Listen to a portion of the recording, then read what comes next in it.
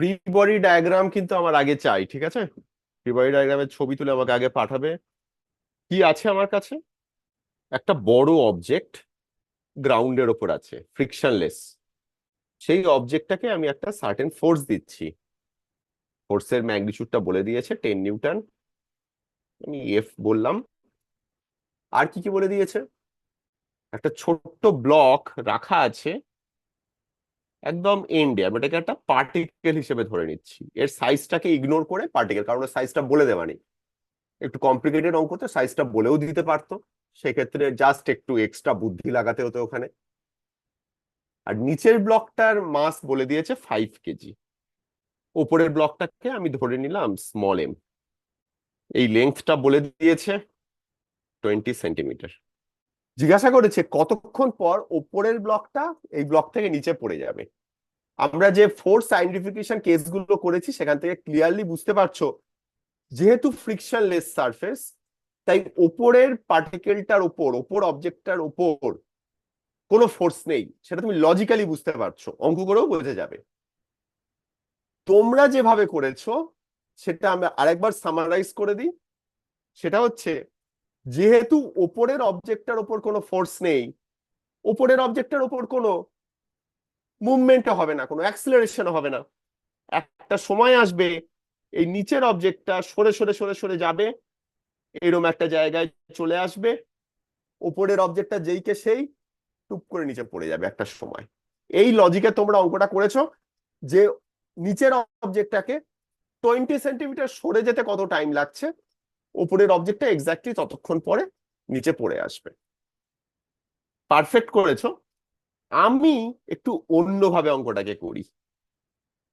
সব রকম মেথডই জেনে রাখা ভালো। এখানে আমরা কোন অবজেক্টের মুভমেন্ট স্টাডি করছি? ওপরের অবজেক্টটা, যেটার আমি মাস বলেছি স্মল এম, যদি ওই মাসটা বলে দেওয়া নেই।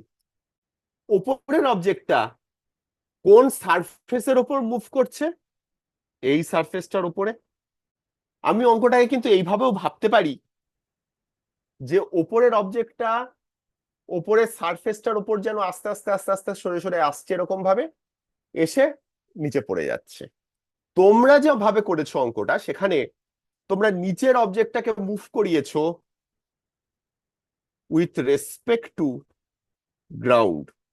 তাই নিচের অবজেক্টে তোমরা একটা ফ্রি বডি ডায়াগ্রাম নিশ্চয়ই এঁকেছো, খুব সিম্পল ফ্রি বডি ডায়াগ্রাম, যেখানে রেফারেন্স ফ্রেম ছিল গ্রাউন্ড, ইনার্শিয়াল রেফারেন্স ফ্রেম।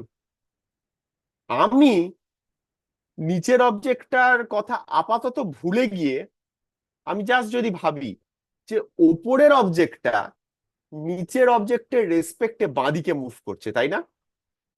আমরা ওপরের অবজেক্টের ফ্রি বডি ডায়াগ্রাম আছে, যেখানে রেফারেন্স ফ্রেম হচ্ছে নিচের অবজেক্টটা।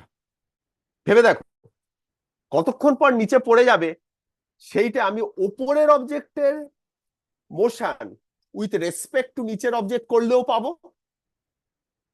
আমার কথা বোঝা যাচ্ছে তো ক্লিয়ারলি আমি কি বলতে চাইছি? আমরা উপরের অবজেক্টটাকেই স্টাডি করছি, তার মোশন উইথ রেসপেক্ট টু নিচের অবজেক্ট। ঠিক আছে? কিরকম হবে ফ্রি বডি ডায়াগ্রামটা? এমজি, একটা নর্মাল রিয়াকশন থাকবে N1, আর কোনো ফোর্স থাকবে? উপরের অবজেক্টের উপর আর কোনো ফোর্স থাকবে? উপরের অবজেক্টের রেফারেন্স ফ্রেম কে? বাঁ দিকে ফোর্স থাকবে। কি force? Pseudo force. Pseudo force. এটা খেয়াল রাখতে হবে, রেফারেন্স ফ্রেম আমি ক্যাপিটাল এম নিয়েছি, রেফারেন্স ক্যাপিটাল এম ডান দিকে অ্যাক্সেলারেট করছে, তাহলে এর একটা বাঁ দিকে একটা ফোর্স থাকবে। এর মাস, সুডো ফোর্সের ম্যাগনিটিউড কত? নিজের মাস মাল্টিপ্লাইড বাই রেফারেন্স ফ্রেমের অ্যাক্সেলারেশন। আমি আপাতত এ ধরলাম। এর ফলেই একটা সার্টেন অ্যাক্সেলারেশন এ ড্যাশ নিয়ে এই ওপরের অবজেক্টটা বাঁ দিকে মুভ করে করে আসবে। এই এ ড্যাশ থেকে কতক্ষণ পরে এসে পৌঁছবে আমি পেয়ে যাব। কিন্তু কিভাবে? তারপর আমরা ইকুয়েশন অফ মোশন ইউজ করে নেবো যে টোটাল এর লেংথ যেতে কতক্ষণ টাইম লাগছে, half a dash t square, এখান থেকে t is equal to root over of twice l by a dash. এইটা করলে আমি পেয়ে যাব।